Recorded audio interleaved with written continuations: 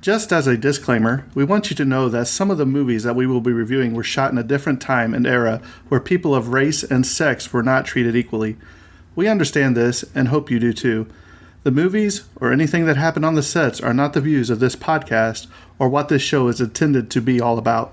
Exactly. And we want to give due diligence in presenting the movie and not the views of the cast or directors or anyone involved. But we also feel it's necessary to let the audience know some of the background information to get a feel for what was happening at the time of shooting the film. Again, we hope you understand that we do not agree with everything that went on, and we just want to give out the information. And with that being said, hope you enjoy the show.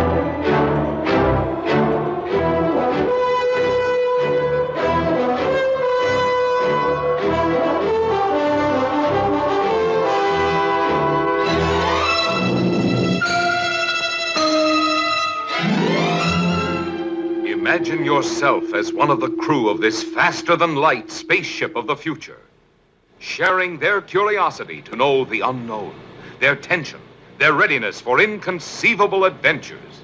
Sir, we're being radar scanned. United Planets cruiser C-57D, J.J. Adams commanding. Who are you? Morbius of the Bellerophon. Oh, Dr. Morbius, my orders are to survey the situation on Altair 4.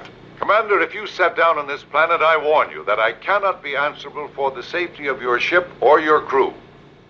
When you reach the Forbidden Planet, you will meet Dr. Morbius, played by Walter Pidgeon. The Doctor is sole owner of this fabulous world. Anne Francis is his alluring daughter Alta, who has never seen a young man till she meets Commander Adams, played by talented Leslie Nielsen. Martin, Didn't bring my bathing suit. what's a bathing suit? Oh, murder. You will meet a charming character in The Robot, able to produce, on order, 10 tons of lead or a slinky evening gown. Always at your service. You must be the loveliest, softest thing you've ever made for me. And fit in all the right places, with lots and lots of star sapphires. Star sapphires take a week to crystallize properly. Would diamond or emeralds do? You explore all the wonders of a vanished civilization. You travel deep down into the heart of the Forbidden Planet to discover the incredible marvels of this lost genius race. These magnificent scenes in striking Eastman color stagger the imagination. 20 miles. Look down, gentlemen. Are you afraid? 7,800 level. Yet the wonders of the planet Altair 4 conceal a strange and evil force, unknown, irresistible.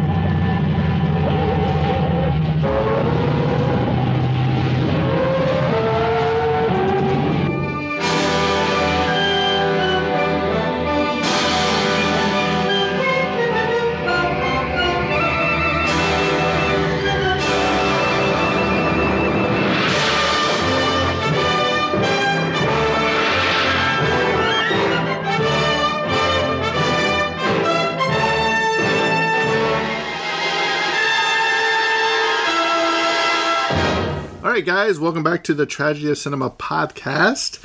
I'm your host, Jimbo, and I'm joined by a special in-guest house studio, Mr. ADZ from the Tragedy of Cinema Twilight Zone series. He decided to step up to the plate and help cover for Terrence while Terrence is away. Hello. Eric, thanks for jumping in. Yeah, hello. Glad to be on the movie side of the coin here. Yeah, it's been a while. Long time since you've been on the movie side. I remember the last movie was it Karate Kid? Hoosiers, Karate Kid. Yeah, probably Karate Kid. Karate Kid, yeah. AZ, We were going to be covering Jurassic Park, but I wanted to save that for Terrence in case he started taking notes. So that we will still be doing that, but I want to get a regular episode out because it's been so long, and Eric stepped up to the plate. So, Eric, thanks a lot. Yeah. This will be episode number 52. We will be talking about Forbidden Planet, one of the great sci-fi classics. And the reason I wanted Eric in on this one is because there is a lot of correlation between this and the Twilight Zone props being used a lot. You see it come up all the time when we talk about it. So I finally told Eric, just watch it. We'll do an episode on it. That way everybody knows what we're talking about. But before we get started, I'd like to go ahead and cover some of the basics, some housekeeping, if you will. First of all, let me say thanks to some of the download people, some of the countries. I see you. I just haven't said anything in a long time. So there's a lot of people in the United States. I know the Houston area, the Utah area, up by Maine and Vermont and all that, in West Virginia and Indiana and Chicago. Thank you guys. And now on our worldwide level, we have listeners in Australia, the Philippines, Canada, France, the United Kingdom, Germany, Belgium, Denmark, Mexico, Netherlands, and the Russian Federation. So I just want to say, yes, we see you. We don't always acknowledge you, but thanks for listening. Thanks for tuning in. Also, if you would like to send us an email about a movie you would like to cover or come on the podcast, please send us an email at thetragedyofcinema@gmail.com. You can find us on Facebook and join our group, the Tragedy of Cinema podcast group on Facebook. We have a lot of fun in there. Even ADZ's posts some stuff in there. So if you like 80 stuff, he posts a lot of stuff in there. And also we have our official merchandise at the Redbubble, all one word.com. Just search the Tragedy of Cinema and you can find sweatshirts, t-shirts, coffee cups, coffee mugs, water bottles, aprons, leggings, I think. Whatever you want to put us on, I'm pretty sure they can put us on. So, but enough about the housekeeping. Eric, let's talk a little bit about the Forbidden Planet. Okay. I know it was a struggle for you to watch a couple of times. It struggled. It dragged in a few spots for me, but overall, I thought it was, well, we'll get to that at the end, I guess. I'm always jumping ahead, aren't I? Let's start off with the title, Forbidden Planet, and its release date was June 13th, 1958, and its budget was $1.9 million. And its offerings at the box office was $2.75 million. Now, to adjust those for inflation, the budget $1.9 million would translate to $17,197,532. And in today's numbers, the box office at $2.75 million would translate to $24,891,020 if they were adjusted for inflation. It was directed by Fred M. Wilcox. And the writing, he's also included in the writing credits as well. The screenplay by Cyril Hume. Irving Block was based on the story by Irving Block, and also Alan Alda. And even, you should recognize this name, even William Shakespeare is an uncredited here in the writing credits. It was rated G with a runtime of 1 hour and 38 minutes. The technical specs, the sound mix was mono, Perspecta, sound encoding, and Western Electric sound system, 4-track stereo, 4 channels. The color info, it was in color, photographed in Eastman color. The aspect ratio was 2.55 by 1 for all you film buffs out there. The film length was 2,695.35 meters. Hope that's correct. And the negative format was 35 millimeter. The process was CinemaScope, and the printed format was a 35 millimeter. And let me go ahead with the awards here. You gotta do it like Terrence. Off to the sorry. Awards. Sorry, it's hard filling in for Terrence, man. Yeah. He's got it all down. The awards. Let's start in 1957. The Academy Awards USA. It was nominated for an Oscar for Best Effects and Special Effects for Irving G. Rise, Wesley C. Miller, and A. Arnold Gillespie. And in 2000, coming forward in time, in 2006, it was nominated Best Classic DVD. Rondo Hatton Classic Horror Awards nominated it for a Rondo statuette. I have no idea what that is. And for Best Classic DVD. And then 2007, the Academy of Science Fiction and Fantasy and Horror Films USA was not nominated, for a Saturn Award for the Best DVD Classic Film Release. So 2007 DVD. And then finally, the most recent in 2013, it was up on the National Film Preservation Board USA. It won the National Film Registry. So that concludes the awards segment. And let me move on to the brief synopsis. A starship crew goes to investigate a missing colony on a planet, which leads them to encounter and find two survivors, a doctor and his daughter, and an enemy unlike any they have faced. And you know what? This is one of those movies that I've always seen like the cover for, and I've always seen the robot, and I've always thought, man, I'd like to watch that movie. You know what I mean? But I had never seen it before this, and I'm glad I did. I'm glad I did. So let's go ahead and talk about the cast a little bit. What an excellent cast. I mean, this is. We'll just start at the top with Walter Pidgeon. He played Dr. Morbius. His acting is excellent in this movie. He's most famous for Mrs. Miniver from 1942. You had Anne Francis, who played Altera Morbius, which is obviously the daughter of Dr. Morbius. And she played in Bad Day at Black Rock in 1955. Then we have this one. I couldn't believe it when I didn't even know he was in it. But we have the one and only Leslie Nielsen, who plays Commander Adams. He's most famous for probably Airplane in 1980, as well as the Naked Gun trilogy. Was it Hot Shots too? No, that was Lloyd Bridges or whatever. Okay. But I just think that, wow, I'm always so used to see him in a slapstick comedy role. I didn't know he did stuff serious dramatic roles. Yeah. I mean, he was great in this movie. I remember my parents telling me that when all the Naked Guns came out, like when I was in high school, and all the slapstick humor and Airplane. I'd seen Airplane and stuff. And I remember my parents being like, Leslie Nielsen was a real dramatic actor. I was like, what? He's been in several things, and I was like, I did not know. But man, this is his actual film debut, so This is the first time anybody's seen him on the big screen. Warren Stevens was Lieutenant Doc Ostro, most famous for The Barefoot Contessa in 1954. Jack Kelly played Lieutenant Farman, who was famous for A Fever in the Blood in 1961. Richard Anderson played Chief Quinn. He was in The $6 Million Man from 1974. Earl Holliman, he was the cook, one of Eric's favorite. He was in The Sons of Katie Elder in 1965. Have you seen that? No. Okay. George Wallace, he played Bosun. He was in another sci-fi, Radar Men from the Moon in 1952. Robert Dix, he was the crewman Gray, played Bob Dix, was in Five Bloody Graves in 1969. Jimmy Thompson, he was crewman Youngford. He was in Singing in the Rain in 1952. James Drury, he was crewman Strong. He was in The Virginian in 1962. Harry Harvey Jr. played crewman Randall. He was in Mannix in 1967. And there's one in here you're going to know. I know you will. Roger McGee, it was crewman Lindstrom. He was in The Escape in 1939. Peter Millen was crewman Mormon. He was in Gettysburg in 1993. Morgan Jones was crewman Nichols. He was in The Blue Angels in 1960. Richard Grant was in Purple Heart Diary in 1951. He played crewman Silvers. And making his film debut was Robbie the Robot. I know him. He was also in The Invisible Boy in 1957. Here you go. James Best. He was a crewman. Yeah. He's uncredited. Do you know? Roscoe Pico-Train from the Dukes of Hazzard in 1979. Did you notice him in the film, though, before you watched it? I didn't notice him in the film at all. I just remember him from the Andy Griffith Show and obviously the Dukes of Hazzard. Right. Yeah. Roscoe Pico-Train. What was his dog's name?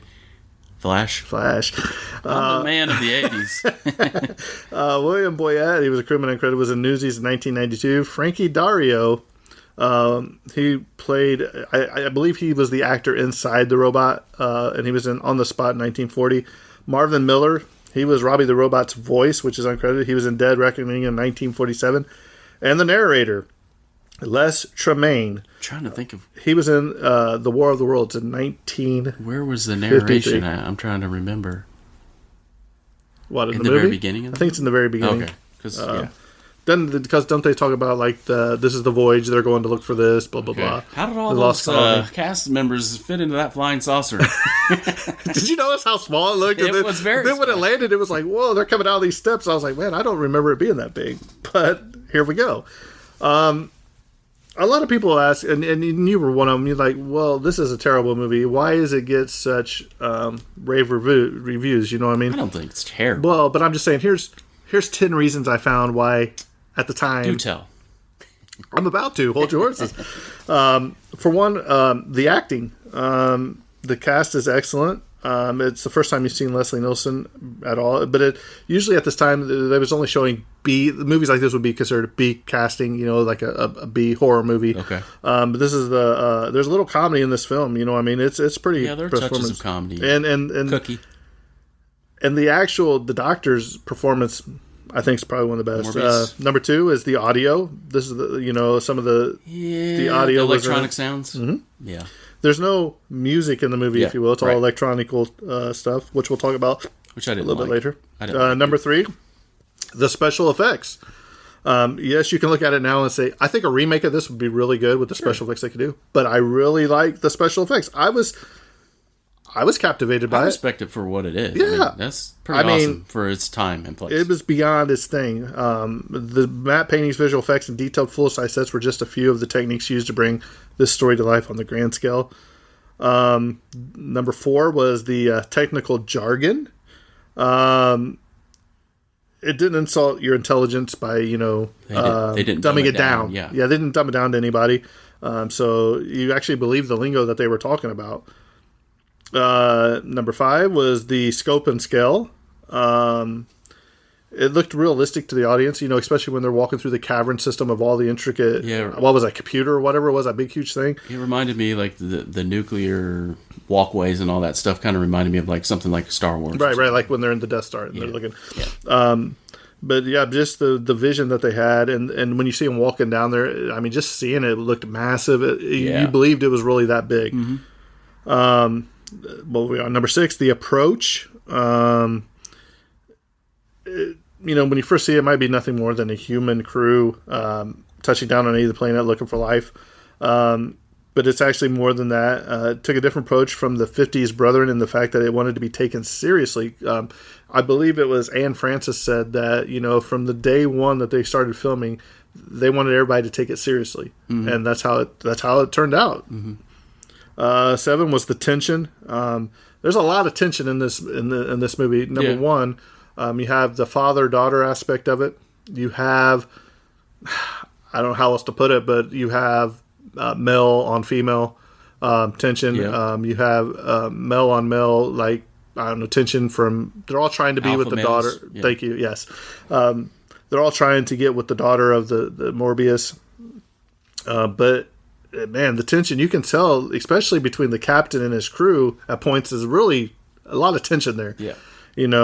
Well, we on number 8 or 7 or 8. The monster. That monster that attacks them, that was something that had never been seen. And I'm not going to give away what it is yet. We'll talk about that. I got some notes on that. Number 9 was the escape. I thought when they were, remember when it's the monster's coming through the wall, and you see that door and it starts melting, melting. That kind of reminded me of the prequels of Star Wars where they put the lightsabers in there and are melting the door and all that. So we'll talk about that here in a little bit too. And then the social commentary was a number 10 reason. This is one of the few films to take the vastness of deep space exploration and alien civilization and directly invert the story back into the human mind. And I'll talk about what it actually is, and you know where I'm going with that if you've seen the movie. If you've seen the movie, you will know what I'm talking about. So we'll go ahead and talk a little bit about this movie and some of the stuff we found. Like we said, this is the first mainstream film to have the music performed entirely by electric instruments. which is really weird because they never released a soundtrack for this until like I think it was 1974, 76. Good. They came out. Would you say good? They got annoying. Trying to listen to dialogue under all those electronic beep, beep, beep, beep, beep, beep, beeping noises is like, all right, I want to know what's going on with the plot here. Yeah, this film marked one of the first times a science fiction project has received such a large budget. The genre had rarely been taken seriously by studio executives, and sci-fi films generally receive the most meager of budgets. Obviously, if you've ever watched these sci-fi movies, you know. Right. The success of this film convinced many in the film industry that well-funded science fiction projects could be successful. Mm-hmm. Film historian Ben Mackinwitz has claimed that this film's success made future budget science fiction films possible. In addition to animating the monster that invades the camp, Walt Disney Studios artist Joshua Medor provided approximately 29 other animation effects depicting laser beams and other forms of visual energy. This was filmed on the same stage as The Wizard of Oz in 1939, which was only 17 years earlier. I mean, you see, wow. Yeah. So they came a long way, you know what I mean? And the set of Altera's garden is a reuse of the Munchkin Village set. Oh, really? Yeah. So they obviously use that too. So let's go ahead, before I dive deeper into this notes, because it's going to start talking about specifics of the movie. Right. Basically, you have Leslie Nielsen as the captain of this UFO, for lack of better terms. Yeah. I guess humans have found a way to not time travel, but deep speed of light, travel, deep space travel, right? So they're going out to find this colony of survivors that landed on Altera, which was the name of this planet, Altera 4, I think. And they're trying to see if they can find any of the survivors and bring them back to Earth. So they land. You don't see anything. You see this. You see this cloud dust in the background, and rolling up is this robot on like this. I don't know what you call it. I would say like if you've ever been to like Disneyland, or a tram. Yeah. I would say it seats two people, and this is Robbie the robot. The first time you see him, my favorite character. Oh, he's awesome. And he's like, don't forget to buckle up. You know, make sure they put their seatbelts on, which I like. So basically, the commander or the captain and two people, I think, go with him to see Dr. Morbius. And this is where it starts getting tricky because they're like, are you the only one? He's like, I'm the only survivor. He doesn't even tell them that they have his daughter. Well, doesn't Morbius warn them as they're making their descent too? Like, don't come to this planet. I don't need your help. And they were commissioned, right? Right. To go and like investigate the planet for whatever reason. And Morbius basically tries to stop them from coming to the planet at all. And then he's like, I can't be held responsible for what happens to you and your crew. Yeah, that's an important line. Which ultimately he is responsible, which we'll get to.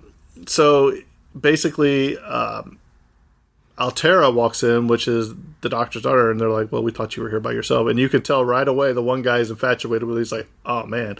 Because they've been in space, you said 380 days or something crazy. I think the line is like 390 days in hyperspace, and they haven't seen a woman. And, yeah, I don't know what that that would translate to a little over a year here on Earth. But if it's hyperspace, I don't know how long that is. That could be a really long time. They're young guys. Their average age is like 24. Yeah. And so, yeah. But so the one guy's like, whoa. So this part got a little tricky. So he decided that the captain just decided that they're going to stay. Is that that they are going to go back with them? That they were commissioned to take them back to Earth with them? I think that's kind of the leaning. Well, they come to find out that most of the people that were with Morbius in the original colony that was sort of transplanted there originally, they had all died. Right, which I'll reference that at the end. I got a theory about that. And so is that including his wife? I don't know if that comes up that they if they're sort of strong-arming them to go back to Earth. Morbius has no interest in returning to Earth at all. Well, he's like, this is where he brings in, he's like, I'm sure you've seen Robbie, my robot. And this is where he starts showing some of Robbie's powers, that's at the initial lunch that they have at his and residence. he's like blinds or whatever, and then it's just like totally encases them, like nothing could get in there or whatever. And he's basically saying, look, he's like, I don't want your help. He's like, I'm perfectly safe here, but you guys need to get out of here before something. I can't be responsible for what happens to you. Yeah. So he goes back and they set up camp or whatever at their back of their base. They put fences up and all that. So but the captain, Leslie Nielsen, and them are still going to meet with Morbius for a couple more times or whatever. And they go back, and Altera's not there.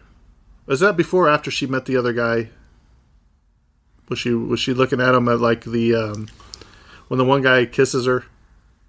Is that when we're putting the fences up and he breaks away and goes out to collect wood or whatever, or supplies? I'm not sure where that falls. I don't think that falls in the initial meeting. No. That's after meeting. They go back. Yeah, they go back to the ship after he's demonstrated the fact that. We don't want to leave out the scene with the tiger and the animals. Those are her friends, and he basically says we're fine here. We're set up here. Morbius says me and my daughter, we don't have need of anything. We're fine. Well, they pull out their phasers, remember, because they were going to shoot the tiger. She's like, no, they're my friends or whatever. And did you notice how he communicates though? It's like a microphone on his belt. He's like, like a Batman. That was interesting too. That was that probably never had been done before in film or TV at that point. That type of communication is Star Trek-esque. Right. I use that a lot. And then also the beam in the very beginning of the movie, they beamed them. I don't think they beamed to the planet though. They just kind of went through these. They stood on these what looked like Star Trek beaming transporters, but it froze them in time because they were. Is that what it did? Yeah, if you watch it basically froze them in time because they were doing their descent or whatever. So it keeps them the pressurized cabin and all that. I didn't catch that. Yeah. I thought that I that's why they didn't transport anywhere. They all stood on the pods and they kind of encased them. Things. Right. Okay. But I'm going back, and you're going forward, Jimbo. But no, you're fine. Go ahead, take it over. No. I thought that was cool too about the little the belt communicator and all that stuff. And there's also the thing where at their luncheon where the remember where Robbie takes the gun or whatever, and he says aim it at whoever, and he can't pull the trigger because he overloads. Yeah. And I thought the special effects there was really cool with the lightning and all that going on. He's programmed to override anything unethical. Like he would completely shut down, I guess. If say Dr. Morbius told him to go and murder someone, even though he has to he's at the will of Dr. Morbius and what he's programmed to do.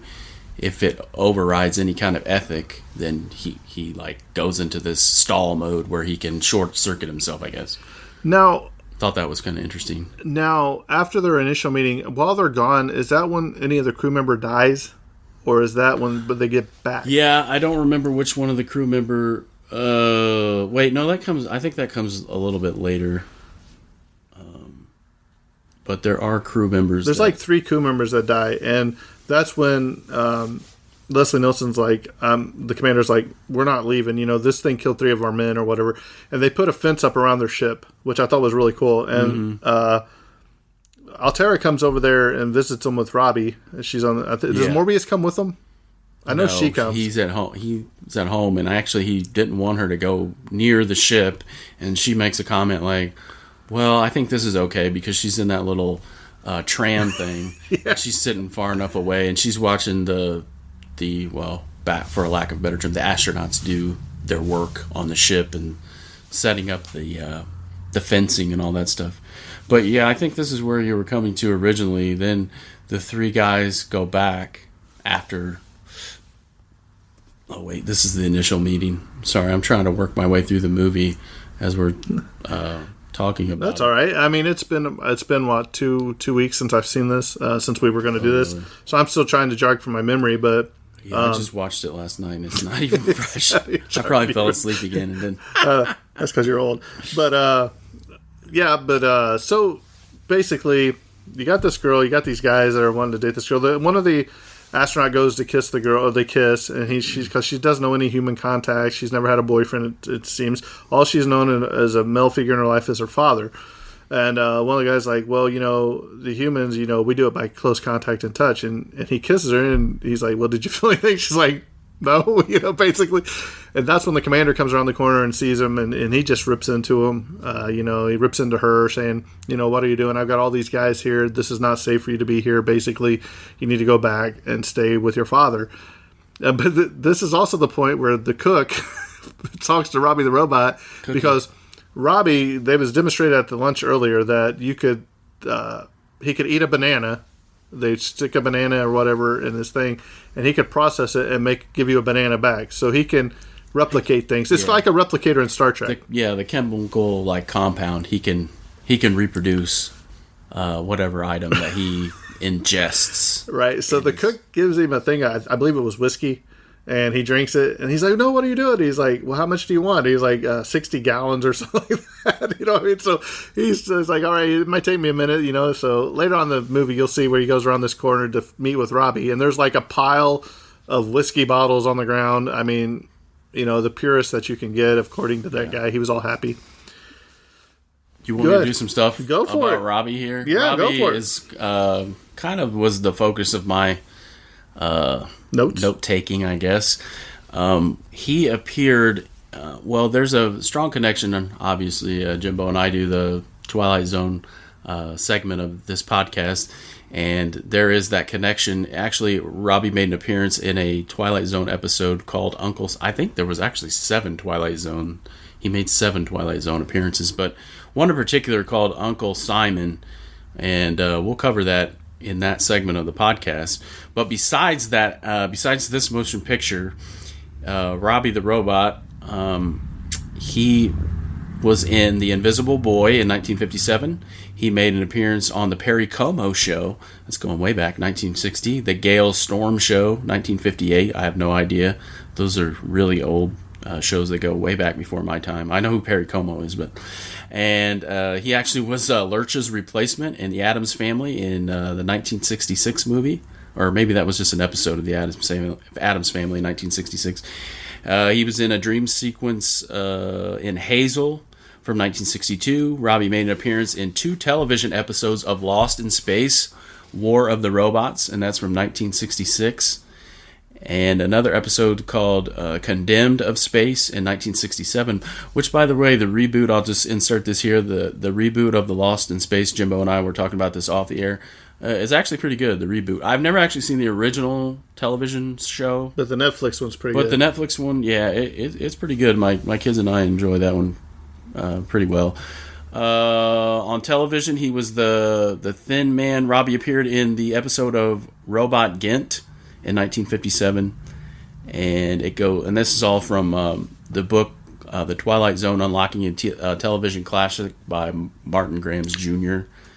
And actually, Robert Kinoshita, I hope I'm pronouncing that correctly, he is credited for building Robbie the Robot, was also the art director for the TV series Lost in Space, 1965, and many of the Lost in Space robot features are similar to Robbie's glass head and with animated elements. Robbie the Robot resides in the private collection of director William Malone. I'm not really familiar with William Malone. You know Bill Malone. Yeah, I don't really know much about him, but apparently he is in safekeeping with him. And I think that's about all I had about Robbie the Robot. He is very popular.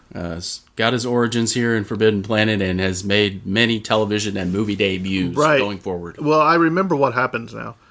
I think it's after the first smooch by the crewmen. That night, you remember the footprints in the sand, or whatever that goes up. It goes up to the ship, it destroys some piece of equipment on there. Remember, and that kills a crewman up there. And that's when the captain comes out, like, who was on watch or whatever. You know what I mean? And it was the cook, like a casing of his foot, right? Or a mold of his of the sand. And the I don't know if it was then or if that's when it comes back after they put their fence up. But because they were like, who was on watch? And I think it was the cook, and I think he was out drunk. Or whatever. He's like, Captain, he's like, it was locked. Nobody came up here, you know. Sorry. Just one correction on that. Robbie the Robot wasn't in 7 Twilight Zones. The spaceship, the C-57D, the flying saucer, actually was in 7 episodes of the Twilight Zone. Robbie the Robot was only in 1 episode. Right. I just want to make that correction. When they didn't see anything on the perimeter of the energy fence that came in to kill somebody on the ship, you know, he's like, well, we're going to stand guard. And this is when Adams goes and confronts Morbius, says, hey, what's going on here? The doctor finally gives Adams a doc a tour of what lies behind the door, which he's in his study because they went to go look at him and say, hey, look, I've got dead crewmen. Right. Now, I don't believe this is before the monster comes. When they have their fence ups and there's this big battle, this monster is, it looks pretty good for 19 what was it, 56, Yeah, 57? I thought It looks like I appreciate it for what it is. yeah. I mean, it's well, he well hits done. the fence and he lights up. It's just a big electric-looking monster, if you will. And there's an inside joke that said that, when he first gets hit, he goes left and right. It's a play on the MGM tiger, Leo the tiger, or lion that, that Right. roars before. If you see that, he does that. So they go back and they confront the doctor. They tour a lot what's behind his door, and he tells them, look, this is the remains of a 200,000-year-old race gone called the Krell.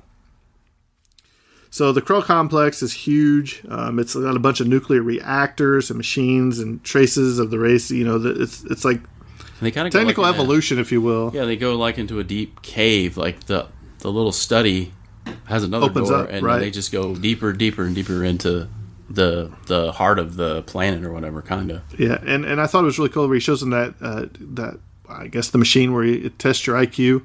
Yeah. And he says, I used this once. He said it knocked me out for 2 days. But once he came to, his IQ doubled, I think. Mm-hmm.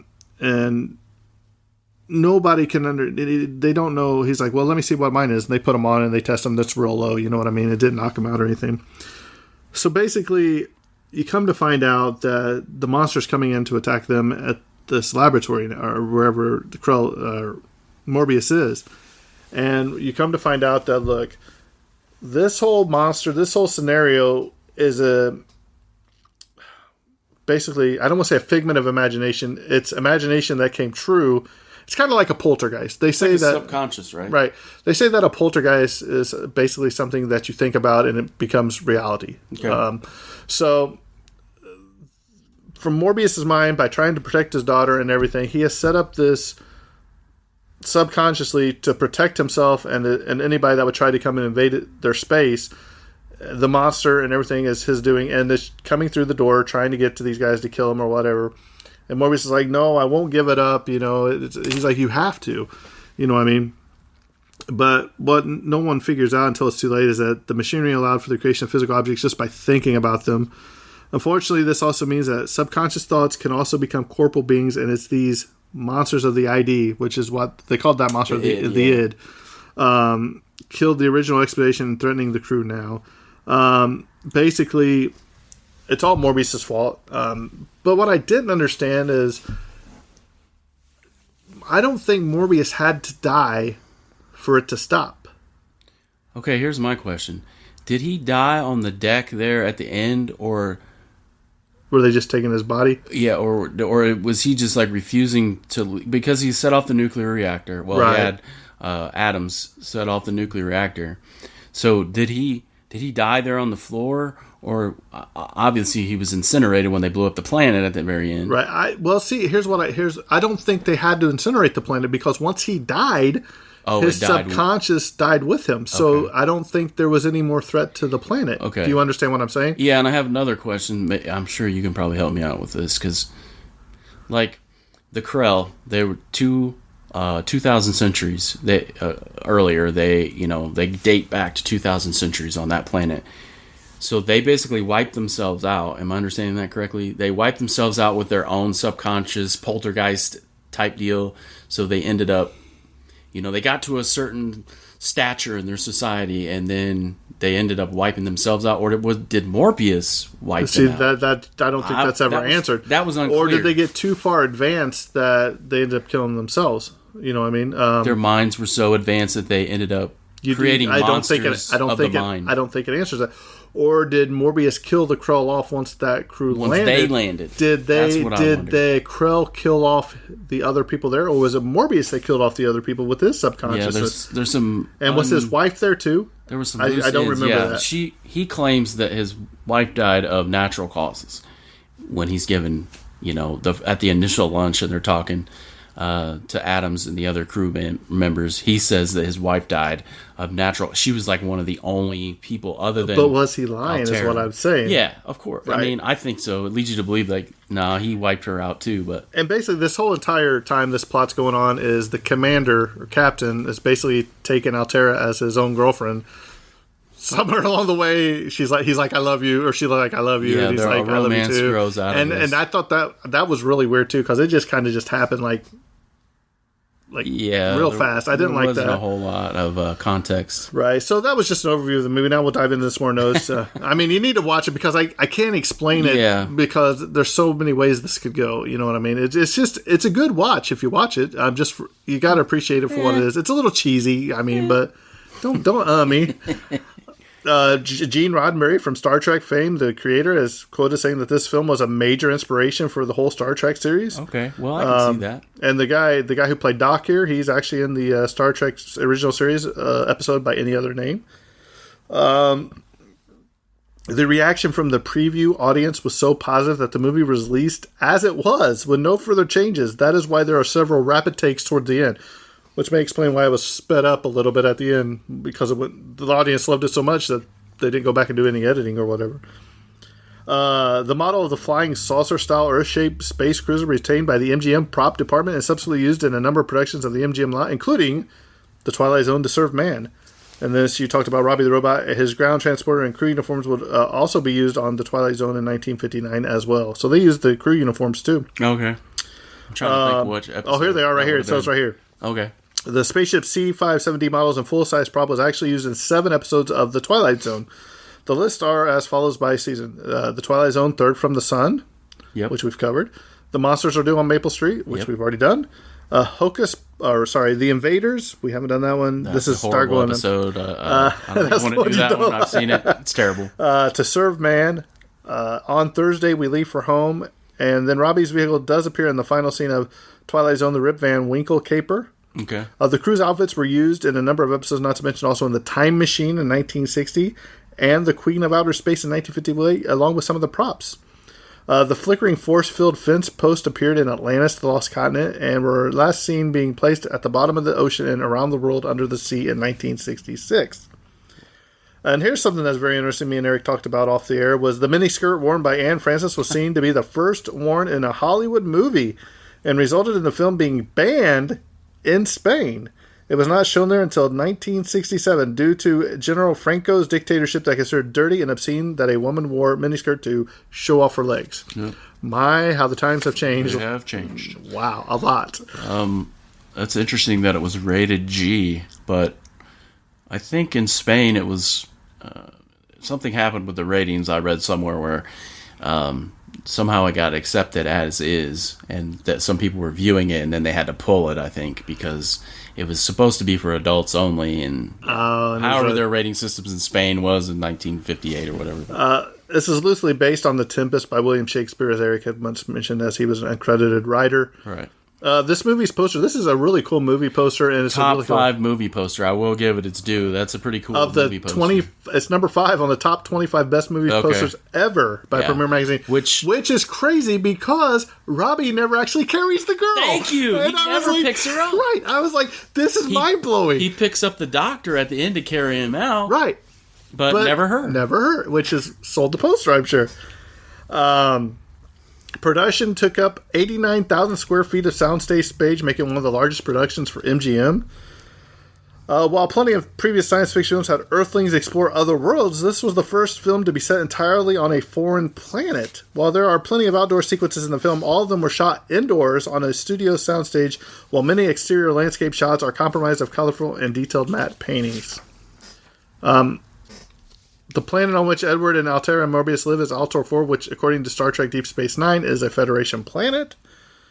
Here you go. The sound of the ID, or id, if you will, monsters' footfalls were used in the last scene of Breaking Bad, The Crawl Space, in 2011. Okay. Never seen it, so I can't comment on that. I've seen Breaking Bad. I'm trying to think of what episode that was. It's the last, I don't know. In November 2017, the Robbie Robot costume and his transport set an auction record for a non-automotive screen prop when they sold for $5.375 million, surpassing the $4 million paid for the Maltese Falcon in 1941, the statuette, in 2013. Robbie the Robot was originally operated by stuntman actor Frankie Darro. He was fired during filming after almost falling over while in the expensive prop following a 5-martini lunch. Yeah, so, it's a good lunch.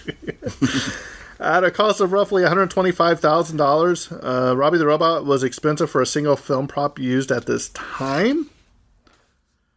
Anne Francis was never on set at the same time as the Tiger, If you look carefully at 27:04 minutes into the film, you can see the vertical dividing line where two separate shots, one of Altera and one of the tiger, are spliced together into one shot. This splice is moved several times as Francis walks across the frame and the tiger walks out of frame. We Go ahead, Eric. That. We talked about that off air. That you could definitely tell the difference color, there in the continuity of the film, and the colors and everything kind of shift a little bit. Right. Yeah. In the official trailer, Dr. Morbius's daughter is introduced as Olga, not Altera. So I thought that was really crazy. Here you are. The Barons finally released their soundtrack in 1976 as an LP album for the film's 20th anniversary. It was on their very own Planet Records label, later changed to Small Planet Records and distributed by GMP Crescendo Records. The trailer was narrated by Marvin Miller, who also provided the voice for Robbie the Robot. Okay. I thought that was pretty cool. In the early 90s, a remake was announced several times with Irvin Kershner of Star Wars Episode 5, The Empire Strikes Back, directing, and Anthony Hopkins as Dr. Morbius. Ooh. But the financing kept falling through. I think that would have been great, too. See, they do so many remakes. Why wouldn't they remake this one, especially as long as it's been like that? Well, I think they are remaking it. Okay. Well, I think I read something where they're trying to remake it again. But I think it would be, if they did it right, this could be a really good movie. Really good movie. I'm telling you. This was a good movie in general. I know you don't think so, but I think Leslie Nielsen knocked it out of the park. I mean, he was over the top. Acting was over good. the top. Yeah, it was good. I wouldn't. The ending was a little just rushed, I think. Yeah. It didn't really explain it a lot. It left a lot of loose ends. Yeah. In preparing for this film, the MGM borrowed a print of This Island Earth in 1955 from Universal Pictures. The C57D was also used in episodes of The Twilight Zone, which we've talked about. Yep. Excuse me. March 11, 1955, Hollywood Reporter news item stated that Steve Forrest and John Erickson were suspended from MGM after turning down roles in this film. They got suspended for turning down roles. I think this goes back to when they were leased. Yeah. You know what I mean? The contracted actors. MGM owned the actors, and they basically could dictate what they were going to play and whatnot. Right. Now, how about this? This is sad. Since Bebe Barron and Louis Barron did not belong to the Musicians Union, their work could not be considered for an Academy Award in either the soundtrack or the sound effects categories, just because they didn't belong to the Musicians Union. They wouldn't have won anything. I don't know, man. Back then, it might have. This is the only sound film produced without any musical score or theme music, only the electronic tonalities. MGM restricted access to the sets during construction and production to prevent public exposure to the new innovations to be unveiled in the film. So they were protecting their stuff. According to the follow-up movie, The Invisible Boy, 1957, so there's another movie called The Invisible Boy, Eric. I want you to do a deep dive research on that one. The C-57D spacecraft returned to Earth on March 26, 2309 AD at Chicago Spaceport. With the death of James Drury, crewman Strong, on April 6, 2020, Earl Holliman, Cookie, is the last surviving member of the cast. Oh, Cookie, and he drinks all the whiskey, and he's the last man standing. This is obviously one of the 1001 movies you might see before you die, according to Steven Schneider. This is cool. Most of the characters are called by their titles throughout the movie, except for Altera, who has no title. Curiously, when the id monster attacks the home, Robbie alerts Morbius without the title of Doctor. Okay. Which is pretty cool. Right? They have a close relationship to where you can just call him Morbius. Not well, first name. Just call me Robbie. Just call me Robbie, not Robbie the Robot. When the commander is shooting his blaster at the wall, the pattern is suspiciously similar to the beat of Jingle Bells. No, I never noticed that. Anne Francis commented in 1976, the most exotic outfit Helen Rose designed for me was for Forbidden Planet, and it was never seen in the film. Mr. Dor Sherry nixed it as being too revealing. It was an all-in-one form-fitting jumpsuit of silver lame. It was long-sleeved and covered me from head to toe with silver cuff gloves to match. It also had a skull-fitted lame hood, similar to the hoods worn by the knights of old. Over this was to be worn a see-through coat that was knee-length and belted at the waist. Specially made see-through shoes were to adorn my silver feet. It was sexy for sure, but I wonder what Mr. Shari thinks of today's form-fitting nudity. Yeah, really. Man, he'd probably be rolling over in his grave. According to various sources, when the crew members are firing on the monster and it roars, I talked about the NGM lion. The body count in this movie, 7. The tiger, 5 members of the crew and Morbius. We forgot to talk about that when the captain's there and the tiger jumps down. He shoots him, just disintegrates it. She's like, just killed her tiger and like, no big deal. Sorry, I had to do that. Sorry, just had to do it. I was like, that was her only friend on the planet. Well, not only that, but it's like, he makes her watch the incineration of the planet. Oh, sorry, your dad died. Yeah, your dad died. He showed no mercy, man. Altera Morbius spends the majority of the movie barefoot. She only wears shoes when visiting the site of the C-57D landing, and at the end when she prepares to leave Altair 4. Here you go. Robbie the robot was not able to really carry the doctor up after he was injured. If you look carefully, you can see the wires holding the doctor up. Of course you can with all those old movies. The real tragedy in this story is that Commander Adams didn't have to destroy Altair 4. When Dr. Morbius died, his ID, or id monster, disappeared, which is possibly why Dr. Ostro's id monster never appeared. It had become clear to Commander Adamson at this point the only persons augmented by the IQ machine generated their own ID monster, or id monster. Altera may have suspected this sooner. He could simply guarded the IQ machine from us. Okay. So, we could have stopped it, I guess. And we talked about that the original poster from the film shows Robbie carrying the female Altera. The Raptor on cover of the 50-2 disc special edition features Robbie carrying a green uniform male figure, Doc Ostro, when he dies after disclosing his discovery of the id monster. Mr. Cummings, you got anything else to add? Not too much. Yeah.